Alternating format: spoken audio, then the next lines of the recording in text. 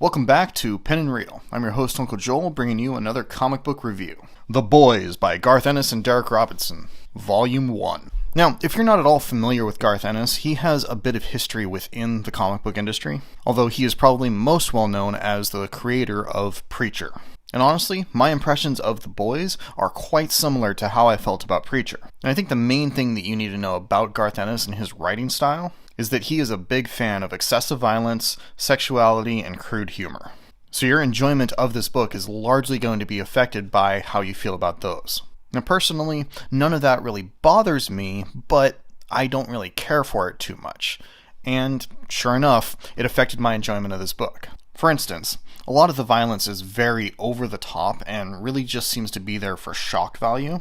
Much of the violence could have been toned down quite a bit and still given across the same impressions, in my opinion. And so for me, it feels unnecessarily excessive. And personally, I don't find shock value to really be worth all that much. If you have a lot of shock value and you don't have enough substance to back it up, then I feel like the shock value is the only selling point, and if that doesn't shock you, then there's not really much there. Now that's not to say that there's not much in this book. There is quite a bit good here. And for me, I think the problem is that Garth Ennis has a lot of really good ideas and a lot of interesting things to explore, but he leans so heavily on that shock value that a lot of those good ideas just get drowned out. And similar to the violence is the nudity and the sexual content. A lot of what is presented here does have a purpose for the characters and the story, but a lot of it feels excessive just to the point of trying to be provocative.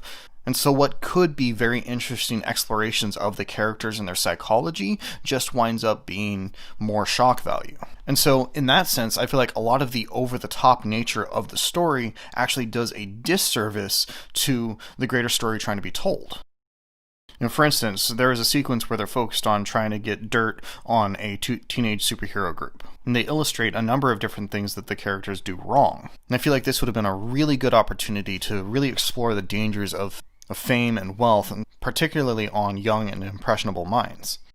However, there's very little exploration of that here, and instead it focuses on strange and depraved displays of their self-indulgent nature. Now, there are a lot of ways that this could have been done in a very tactful manner. They could have really explored a lot of difficult ideas and reflections on society and the way we view power and money and success. But the way Garth Ennis writes it, for me, it just feels more indulgent in crazy ideas of violence and sexuality rather than any real deep social commentary. And really, that's a lot of my problem with this book, as well as with Preacher and what I know of Garth Ennis. Is there's so much focus on the shock value and being excessive in the graphic displays that the deeper and more compelling ideas get lost, and we're left with something that is simply entertaining, when in reality it could be so much more. It could be entertaining and thought-provoking. And in that regard, I feel like where the comic is merely okay, I feel like the show takes those good ideas and pulls them to the forefront, and that's what makes the show excel.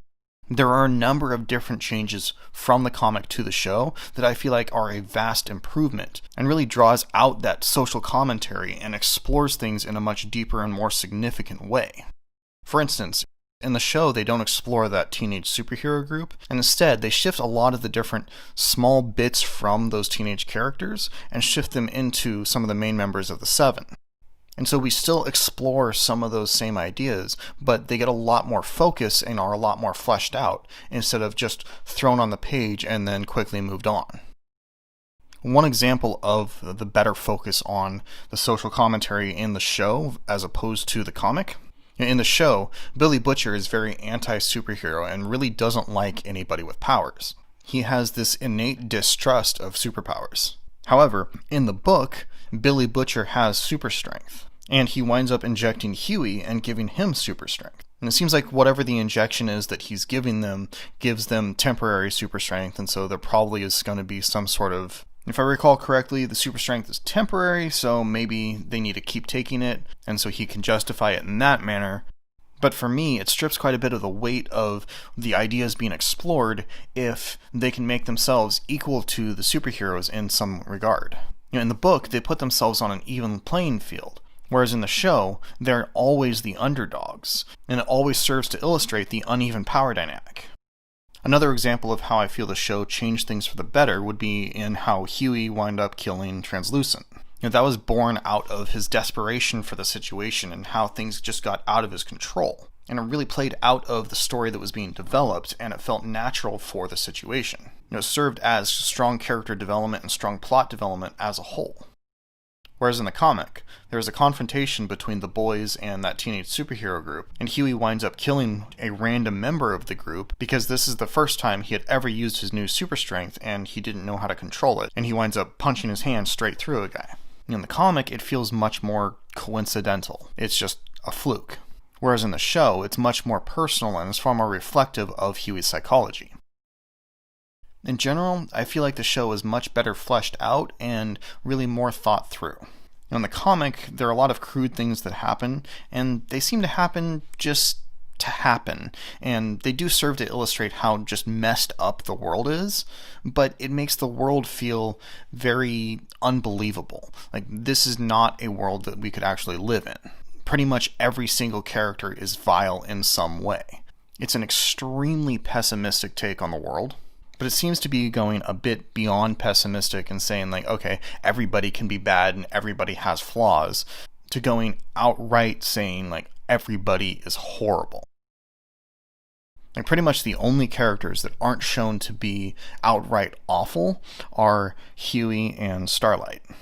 So they're these very rare paragons of virtue in an extremely messed up world. A world that is just downright vile through and through. Whereas the show, on the other hand, does show a lot of very messed up characters doing a lot of really horrible things. It also explores their psychology a bit more and really makes them a bit more understandable and a bit more believable, rather than just simply being these horrendous, horrible characters. And the horrible things that they do really serve to highlight their deep issues and their flaws, as opposed to simply being horrible to be horrible. And so whereas the comic is crude for the sake of being crude and very over the top, I feel like the show actually takes those and uses them for a purpose. Now, all this to say, I don't dislike the book. There are a number of things that I feel like it does well, and it is an interesting and engaging read. And I feel like Garth Ennis has a lot of interesting and good ideas. I just feel like those good ideas are frequently drowned out by the excessive graphic nature of the story. And since the shock value does nothing for me and the humor is lost on me, half of the comic just doesn't appeal to me. So really, the comic for me is a very mixed bag. Though if you do appreciate the shock value and you find the humor amusing, then I think you'll have a much better experience than I did. There is enough interesting going on here that I will continue reading the comic if I can find them for a relatively low price, but at this point I'm not rushing out to get more. So while I do enjoy the comic a bit, I definitely prefer the show. I can't say that I necessarily recommend the comic, but I do recommend the show. But if you've read the comic and watched the show, how do you feel that they compare? Is there one that you clearly prefer over the other, or do you like them both for different reasons?